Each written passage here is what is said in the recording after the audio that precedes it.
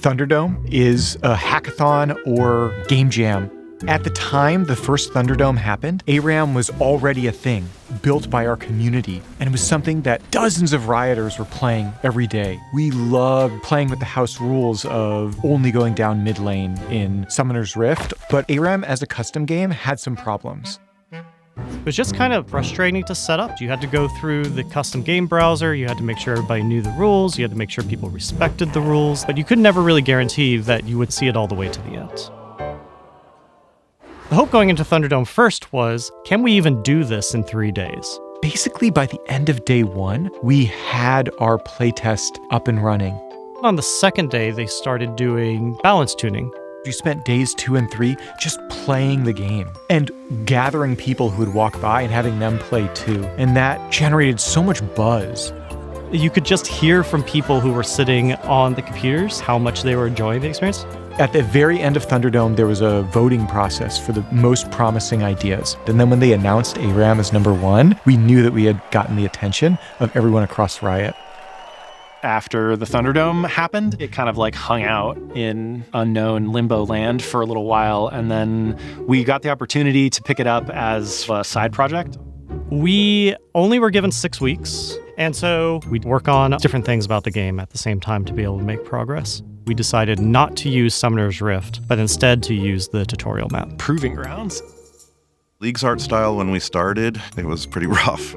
We would have these giant brainstorms of all the words that define League's art style into one. It came together pretty quickly after we had Lysandra as matron saint of the map, and that narrative helped us really work with a vision. We arrived at a Grimsy, which was aggressive whimsy. At that point, our concept lead, doing some random sketches on his desk of this ball of fluff that was kind of round, mostly a mouth, with a heart on its belly. People really liked this little creature. When we pulled them in as gameplay features, we used minions to kind of represent the poros. So they would do funny stuff for a while. They would block skill shots, the Nexus laser, also targeting poros for a while. When Snowball became a thing, poros would follow you around if you had charges of the Snowball spell. So you could kind of get this little poro train going. Our designer would just throw more and more poros at it. It's like, oh, maybe there should be a poro in this bush. Oh, maybe there should be a poro over here. Oh, maybe there should be a poro in the rafters. These little fuzzballs, this is how we make this game whimsical and fun while everything else is going on. When ARAM started development in earnest, I was more foolhardy than fearful. Yeah, we just like change the variables in the code. We do a few tweaks here, change some numbers. I'll be fine. Yeah, no. The codebase in League of Legends at that time was spaghetti soup. You would pull one thing and everything else would fall apart. About week 3, we were still pulling our hair out to try and convince the stupid engine to let us have only a single lane with minions on it at a time. There were issues with the map just being longer than Summoner's Rift, and that changed the timing of a whole bunch of things. We tried to make things more balanced by changing the amount of gold that the player would get ambiently, and that was throwing off the balance of characters.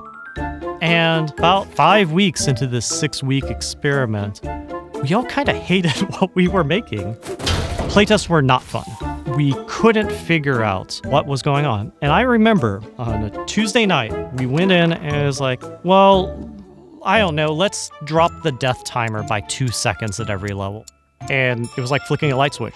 It all just started magically working. Something about that small of a change meant that players were getting back to the fight in the right amount of time, but there still was a window to push when you took down a team, that minion waves were lining up more so you weren't always just running down by yourself.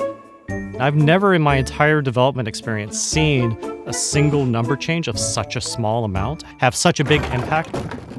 We did a playtest the next day just in case we were on crazy pills, and it was still fun. For that last 4 or 5 days, we just burned down as many bugs in the game that we could and got it in a place we could ship to players. Players were surprised. It was kind of just shadow dropped in the patch. We didn't even refer to it as ARAM at the point. We weren't sure what to call it because we didn't want to call it the Proving Grounds anymore, but we did end up calling it the Murder Bridge for internal playtests. It just stuck. And all of that came from just a few players coming together and playing something that they love. It's always valuable to remember that we're all creators. Good ideas can come from anywhere. And some of the best ideas in League of Legends and through every game it writes often comes from our players.